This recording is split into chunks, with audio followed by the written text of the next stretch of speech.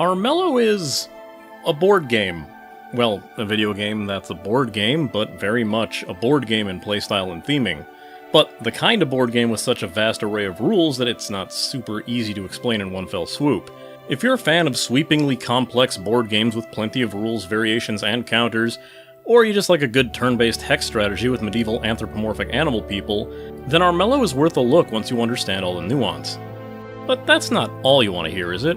Seriously, this is a video game that's rule set is a board game. So anybody who's still sticking around, yeah, that's about right. I'll let you know that there really isn't anything to spoil here, but hey, the usual warning applies. Otherwise, let's show you why I always say that dice hate me.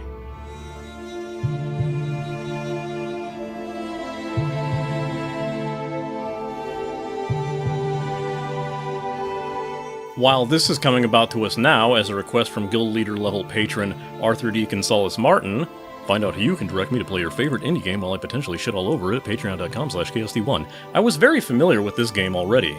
I honestly wouldn't have touched Armello in any capacity if it weren't for a now-defunct subscription service called IndieBox, which gave out digital and physical copies of indie games along with themed merchandise and a long-abandoned concept of the instruction manual.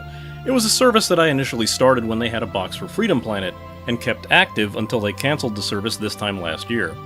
IndieBox was a good amount of inspiration for this show, to be honest, because when they teased a video board game as the box immediately after Freedom Planet, I gave them the benefit of the doubt and just accepted it instead of cancelling the service. And I'm glad I did, because beside the tumultuous time it was having that service with delivery delays and revamps abound, I would have never given this game a chance, and it turned out to be a commonly played favorite for a good while. IndieBox is still around, offering up nearly every box they had in the service as long as it remains in stock. I can't say I'm not upset I never got to see 20XX get this treatment, but I'm shocked it took me this long to get to a single game that was available in IndieBox. I have tons of these things laying around. Huh? Padding? Yeah, of course I am. It's a video board game, otherwise it'd be done in no time. There's a nice coherent style to the game. The board is hex-based with 4 sides. Elements on the board are all in 3D, with your relative to the world kaiju-sized characters all walking among it, and the centerpiece being the king's castle, which is barely large enough to fit him inside. Alternate to that is the battle screen with a flat cartoon image animation to play out the combat, and some fancy artwork featured on each spell and ability card. Despite the 3 styles used, it very easily conveys its board game inspiration. It goes even beyond that for some really cool dice skins and effects, and the overall corruption and lighting on the board sells a world that manages to immerse you despite its novelty presentation. It's a seriously nice looking game, and looking at that land get slowly corrupted is done in a wonderfully subtle manner that just adds to the overall atmosphere of despair and tragedy that's befalling the world before you. Cartoon rabbit people notwithstanding. Haven't said this since MMO Grinder, considering this game could have easily been slotted into that show, but this music is something that is very atmospheric, well composed, and pretty much impossible to fully appreciate within the game itself. It's made to be atmospheric and reactive to the events on the board, leaving no track to really drag on or dig in, so it shouldn't wear thin, but it very much does its job. This isn't really the kind of game that you'll want to just have explained to you. I know that makes it sound like this video is pointless, but just trying to tell you everything about this game outright is going to sound like I'm reenacting the Cones of DUNSHIRE scene from Parks and Recreation. So just try to follow along, and if not, you'll get it pretty fast if you actually just play the game. I highly suggest you perform the 4 prologue tasks, as not only will you unlock some dice skins, but you'll get a hands-on tutorial about all the things that I'm going to word vomit onto you.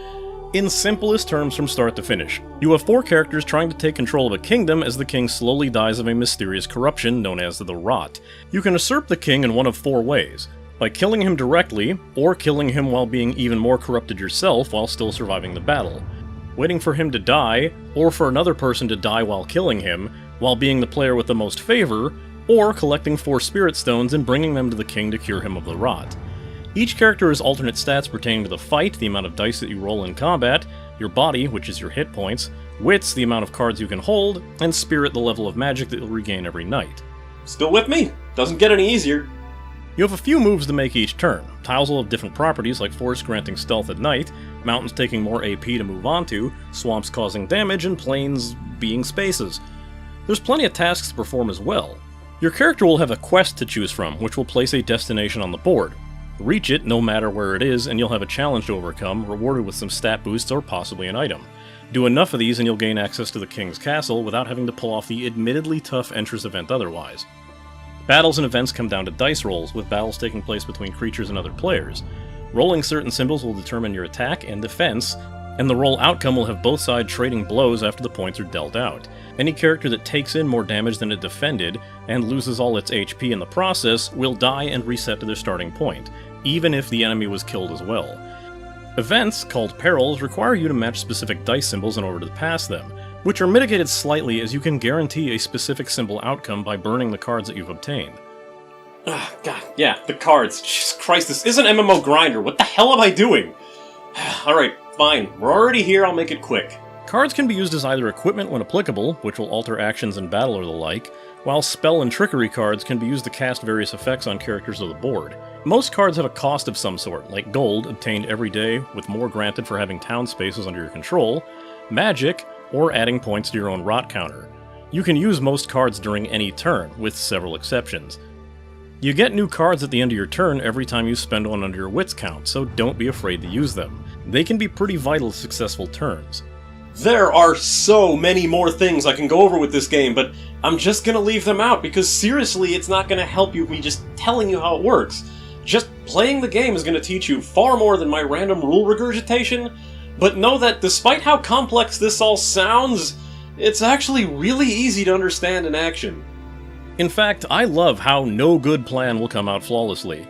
This is the kind of game where you might go in with a certain strategy in mind, but you'll need to change that based on the circumstances you're handed. Find your fight stat is suddenly really high, you can head around slaying Banes and fugitives to keep your prestige level high.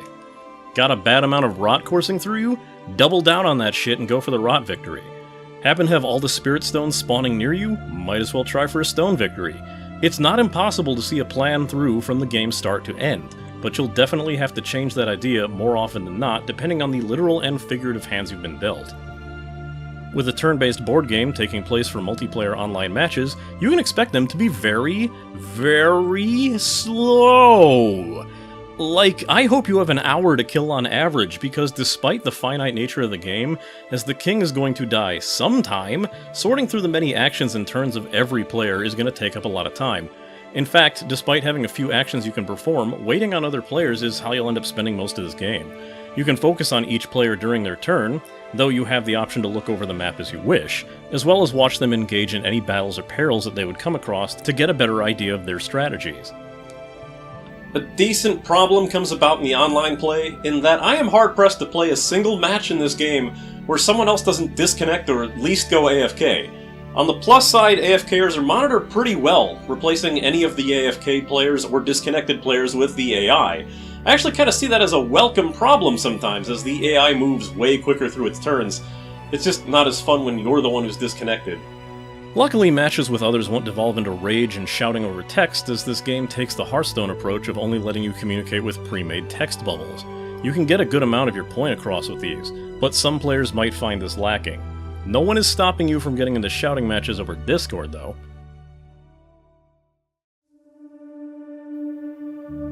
No? No! I said this isn't MMO Grinder! Stop making me think it should have been one! Get out! Get! Yeah, this game is a cash shop. Woe is me. You still have to pay $20 for the game, and while there are some extras in the form of character skins and new dice skins, the more useful items are the DLC characters and board-altering packs, as well as... Oh god, is that a loot box? I told you Overwatch ruined everything. Yes, it's a loot box, but if there's any consolation, they cannot be purchased and are given out for free for completing online, public matches, as well as once a day for the funsies, I guess. These usually contain dice skins, but can also contain shards for character skins as well. In addition, you can trade up duplicated dice to get a higher tier dice skin, as well as buy a lot of the skins outright if you want. Kinda suspect there's this unnecessary key mechanic, almost like you could just buy them at one point. Ah yeah, there it is. I have no idea how I ended up in here, but those buy buttons don't work at all, which I am guessing is the result of a lot of angry fucking forum posts. Dice are also given away as events on occasion, and I'm really sad I missed out on some of these latest dice that change up their look depending on your rot corruption. I'm sure someone's selling them on the marketplace for an inflated price. All in all, Armello is a solid game as a group distraction with a few friends. You might even end up obsessed with it, or at the very least just popping in when the mood strikes. But board games are board games, and you might miss out on the interactive personal connectivity that an actual board game would give you by playing a digital version. But what this game does in the digital world is remarkable nonetheless. I just wonder if they'll ever consider actually making this into a physical game. The dice might get a little bit out of control, though. So, yeah, Armello gets a go recommendation from me, but I'm aware that this isn't going to be on everyone's must-play list. Especially with an upfront cost in the DLC options that make it seem like they really wish they could have just charged $60 for this game in the first place. Have you rolled the dice on Armello? Have a favorite character to play, strategy to shoot for, or just go with the game flow? Let me know all about it in the comments. Like the video, subscribe, and ring the bell if you want to dig me out of this sand trap called YouTube Analytics, or just follow my Twitter at ChaosD1 where I'll keep you updated on show progress or retweet something far funnier than I've ever written. Come watch me live at twitch.tv/ChaosD1 if you're not already, as we near the octoclusion of Octopath Traveler. You can also watch me cook during some evenings whenever I get back around to doing that and life stop insisting it fuck up my planned schedules. You can also watch Indie Stop debut on their live, intendedly on the appropriate Friday at noon Eastern, right before it goes officially live on YouTube. I'm always willing to hear suggestions for indie games that you want to see covered in the show, even with no shortage of potential titles to look at. Toss out some suggestions or financially hold me to them, like this episode was, by heading to my Patreon where you can support the show at tiers specific to Indie Stop and MMO Grinder, like early access to Indie Stop episodes before they go up in the Friday time slot, giving direct suggestions to lock me into looking at them, or have me make a pained attempt to pronounce your name in the credits. I'd like to give verbal shoutouts to this episode's raid leader and higher supporters, Nate McPherson, Neander, Arthur D. Gonzalez Martin, Kaizme, Sonic Rose, and A. Smith. Thanks for watching and supporting, and I'll see you on the next video. Was that another Patreon? Oh, yeah, maybe. I don't know. I'll talk to somebody. Should we start doing Halloween now, or... I don't know, let me know.